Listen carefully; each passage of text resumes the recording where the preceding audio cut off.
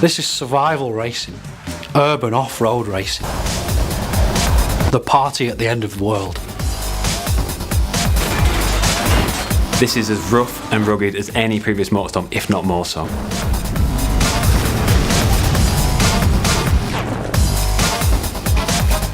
So what we're here to do is put a couple of diaries together that really try and explain the two major modes in Motorstorm Apocalypse. Festival mode is the main single-player campaign in Motorstorm Apocalypse. You'll race amongst buildings which are falling down around you, on the beaches, down in tunnels, in the sewers. In this game, the festival represents a much more story-driven campaign. Every race has a sense of persistence. You go from track to track, and whatever happens in the last race will follow over into the next race. What we've got in Festival are 3 different difficulty levels. They're each driven by a different character. A rookie character, a guy we call the pro, and Big Dog, the veteran.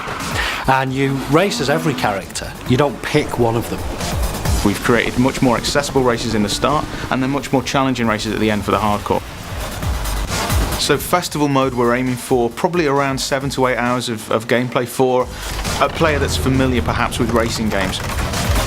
But of course, there's much reason to go back and replay for the festival, because now we have a lot of unlocks and hidden items actually to find within the festival mode. I mean, we're aiming for somewhere in the region of 40 bespoke races, and that's more than we've ever had in the series before.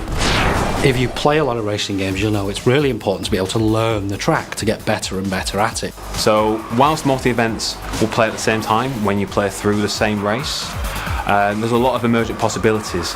So players will experience certain levels of predictability that at least allow them to learn the tracks, but they're never too sure what's going to happen around every corner. Motorstorm has always been about the vehicle classes. We've now got 13 in total, which are 5 new vehicle classes. So you've got all the existing vehicles from the previous games, monster trucks, big rigs, buggies, bikes, etc., which all bring their unique style and handling abilities to the game. We're now introducing vehicles which are a bit more suited to the city. So vehicles like supercars, superbikes, choppers, muscle cars, and even super minis, more European style hot hatches. So they're all present in the game, but they've all been given the Motorstorm treatment. We noticed there was a lot of enthusiasm for taking the game into a city, but we really didn't want to do Motorstorm does urban racing. We wanted to do more than that and be more exciting. You're driving down the sides of skyscrapers, jumping from rooftop to rooftop, going down into the sewers, onto the train lines. This is as rough and rugged as any previous Motorstorm, if not more so. Because we've got all these different vehicle types and different parts of the city that we've created to use, there's a very different feeling between racing, say, a muscle car around the streets of downtown and racing a buggy down through the beaches and the parks. We made a very deliberate choice to give the player, or hand-pick the player, a vehicle for every race within the festival. And the reason being is that we can then tailor the grids, the AI that you're playing against, around that vehicle choice. For example, one of the races may feature the player on the bike, but then every other AI competitor has a big rig, and their objective is to just take you out. So you have to survive this race more than anything else. We've been somewhat famous, I think, in gaming circles for our soundtrack. This time around, we've gone for a completely different approach. We've got one of the world's leading movie composers, Klaus Badelt, who, for example, did the Pirates of the Caribbean soundtrack, and he's created 4 amazing pieces of music. But what we've also done is contacted some top remix artists and DJs. And they're going to give us an entire soundtrack that covers the whole game. And so what this allows us to do is to key back into the series and the soundtrack and the mood that elicits in the previous games, but also do something completely unique.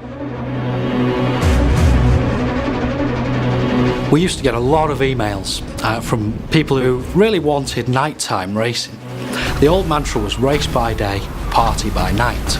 The truth of the matter was a little bit more mundane, and that was it was actually quite difficult to develop night races with the technology we had. And what we've decided to do this time around is make sure that it's race and party, day and night.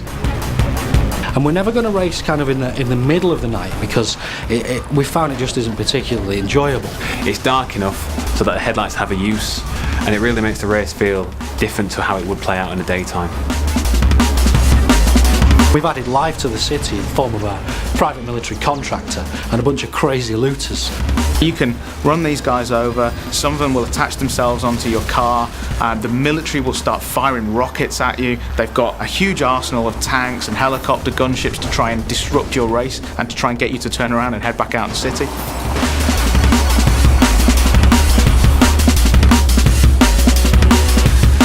When you play the game, it feels different. It feels like no type of off-road racing experience you've had and no type of urban racing experience that you've had before. They kind of come together really nicely to offer a whole fresh take on this type of experience.